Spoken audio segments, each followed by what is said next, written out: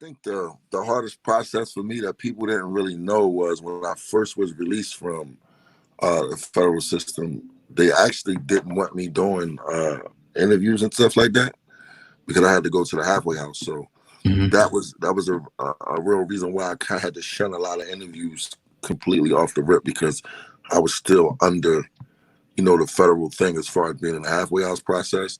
So once, I got that taken care of, through my attorneys. I had to get my attorneys to go back into the courts and take care of a few things and get the motions together for me to be able to record and, release music and do interviews and things like that.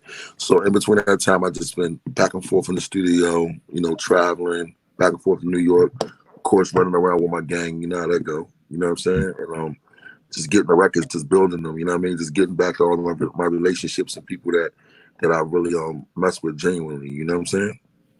Definitely. I was reading one of your Instagram posts, and instead you was locked up with Southwest T. You spent some time in a hole with him, man. How was that whole experience? He just got out, recently too. Yeah. Well, it's crazy because like in the hole, the actual facility we was in Fort Dix. So when you in the hole in Fort Dix, you could pretty much talk through the vents and shit like that and yell through the doors. So we did a lot of that, you know what I'm saying? And he was just like any other guy, cool, laid back, you know what I'm saying, to himself, you know what I mean? But he's just like anybody else, man. Just thorough. At that point in time, obviously he didn't know he was going to get out due to COVID and everything like that. How was his spirits at that time? Was he still motivated? Still? Yeah, I mean, at the end of the day, man, when you a man's man, nothing could break you, at that point. So, he was just doing his time like everybody else was doing their time. You know what I mean? I could dig it. Let's go back, man, if you may, man, back to your heyday, in the streets and whatnot, when you was running around just doing your thing, man. And talk about the crazy days. Yeah. Chris Lighty, your relationship with Chris Lighty, and how that went down. It's wild because it's real wild. And actually, rest in peace to Chris Lighty. It's his birthday right now. Chris Lighty was a good guy. And I was fortunate enough to be around Chris Lighty, and the last time that I actually seen Chris, it was me, him, and 50 Cent, and we was in the back of Five's bulletproof truck. We was going to go see Alicia Keys, and he was in great spirits. Everything was fine. So I've seen a lot of great things happen. I've seen him do a lot of great things with me being around the whole G Unit thing and being around 50 Cent and. I seen him do a lot of great things, man. Yeah, definitely. Now, the streets of Philly, coming up on that, and the rappers, in Philly. How would you say the unity is with the rappers in Philly? Because it seems like for us, we're from Jersey, we're not too far outside of Philly, but we're privy to a lot of the artists. Are the artists sticking together in Philly? How's that whole climate nowadays? From when you went in and came out. Yeah, I mean, Philly artists kick it. You know what I'm saying? We're a little different because, for us, it's like, we come from that hardcore street thing where it's like, your crew is your crew.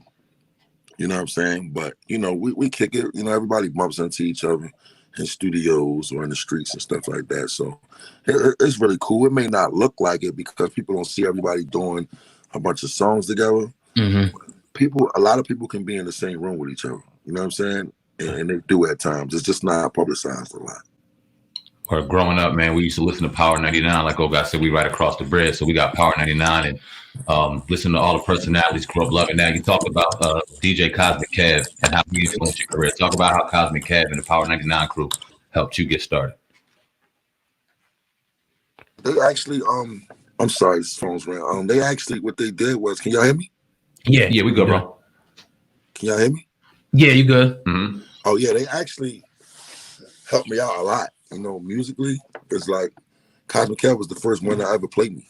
To ever play a record from me or a freestyle from me. So it was really a great experience over the years, just doing different freestyles and coming up with records. And that's how I was able to perfect my craft. You know what I'm saying? And really, know how to make a record because all of my records, like. I would think before I would record it, I would think like, what would he think if I did it this way? You know what I'm saying? Because he was the first DJ to ever give me any type of airplay. When you first went in 7 years ago, hip hop then, and then coming out in hip hop now, did you feel like you had to make an adjustment to the different sound that changed? Because in 7 years, a lot has changed in hip hop. How you feel about that?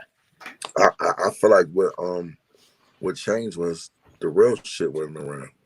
Mm. You know what I'm saying? Like, so I didn't have to really change much. I just had to just get in pocket, like, and just do me. Like, people be so caught up in trying to sound like what's going on right now that it puts a lot of music in one category. You know what I'm saying? I feel like you have to just do you, and you have to find your space and your groove, and what fits you best. And it's like, what are you trying to achieve? What do you want people to look at you as? You know what I'm saying? Like, my message is completely different from, what I once was about. You know what I mean? Like, I used to be really wild out there. You know what I'm saying? Yeah. And now it's like, we got a lot of these youth out here. So, when I'm telling my stories and I'm getting into different things and I'm saying certain things, it's like you hear me talking it, but then you also hear me say, you don't want to go there. You know what I'm saying? Or I might not say you don't want to go there. I might give them something where I did some wild shit, but I might go from there to, but I was in jail for this amount of time, or I did this in jail, or that happened. You know what I mean? Where you're not in a space where you can control yourself. So I feel like it's all about how you set yourself up musically. Right. How do you feel about the drug promotion in music? Because we know, I mean, it's been going on for a long time, even, probably the last 20, 30 years of hip hop. Right. How do you feel about that being an artist and rappers openly promoting that to the youth? Well, I mean, I don't feel like they promote it to the youth. I feel like what people fail to realize is a lot of these guys came into the industry and they already had stressful things going on in their life. You know what I mean? So you can't just say like they promoting it. Like, a lot of them, it was like the norm. You know what I'm saying? And like at the end of the day, like if you smoking weed, it's like a person smoking weed. You've been smoking weed for years and you only been able to cop bags of weed, but then you get in a position where you're able to smoke a quarter pound of weed a day with you and your homies, and you running around and you're doing shows and you're doing this. It becomes a part of your everyday life. And I think it's not making an excuse for any drug. I'm just saying that I think a lot of people had different issues going on in their life prior to. And, when they gain success, everything goes up a level. And it wasn't never about promoting it to kids, I don't think. Let's kind of transition that. That's definitely a great point. In the social media, if you look at social media, and it's a gift and a curse with it. You see on one end, I mean, if it wasn't for social media, we wouldn't be able to do shit like this.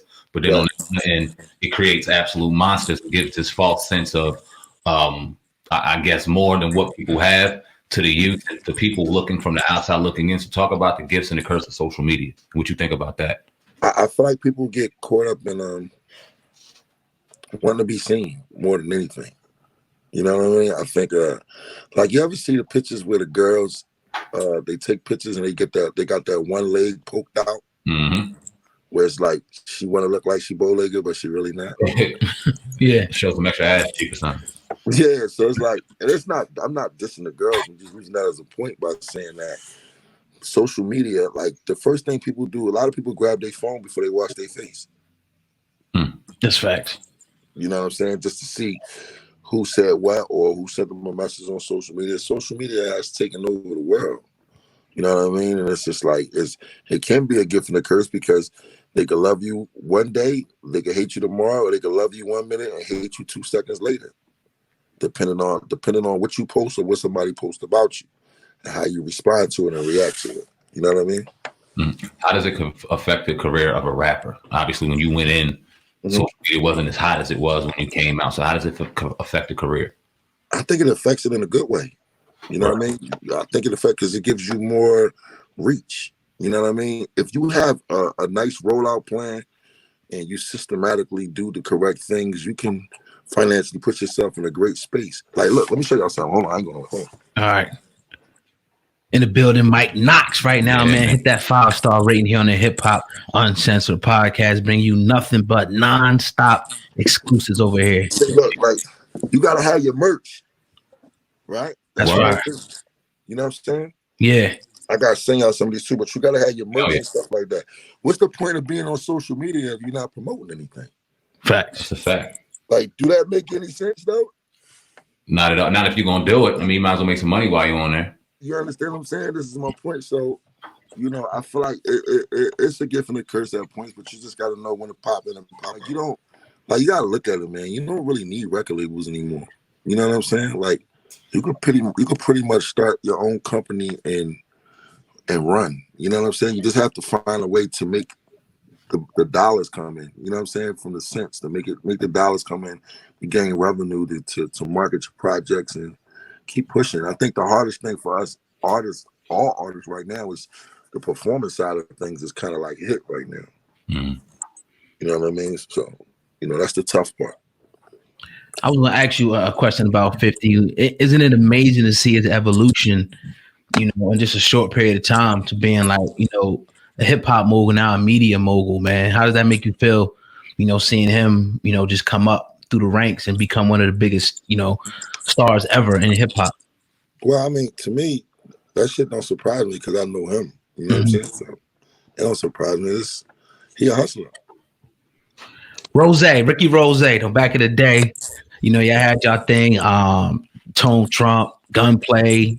I know it's different situations. Rick Ross, where you at now mentally with that whole situation and just moving forward as a man? It's crazy. I had seen when me and Gunplay had our little thing going on, right? Whatever that, right? We had the thing. I had said something on an interview. I did an interview and I had said something about his drug use or something like that. Mm-hmm. And when you at war, shots is fired. You ain't really tripping. You know what I'm saying? And it had, that situation had got physical at that point, so it was like gloves was off. But while I was in the feds, we got TV rooms, so we was able to watch all the different Love and Hip Hops and all that stuff. And he was actually on one of the Love and Hip Hop shows, and there was an episode where he actually was showing what he was going through with the whole addiction thing, and I was just like, wow, you know what I'm saying? Because at the end of the day, this shit is music and all that, man, but people got kids and shit like that. You know what I mean? So when you say certain things, you can affect other people outside of the person you're actually dealing with.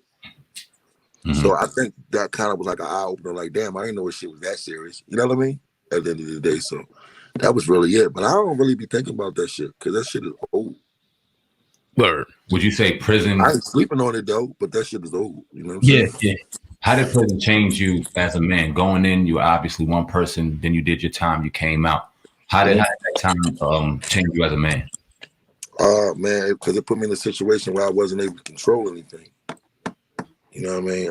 I had to realize that I had to gain patience for a lot of things. I was used to being in control of my life and doing what I wanted to do when I wanted to do it. And I had been in jail a few times before all of that. State, but federal was completely different. And as a stand-up guy, that has all this paperwork, transcripts, sentencing minutes, and everything, we get treated with the red carpet, meaning we get treated right. We get treated like kings behind them jails. You know what I'm saying? And them penitentiaries and the mediums, we get treated like kings. The rats, they get treated like the worst. You know what I mean?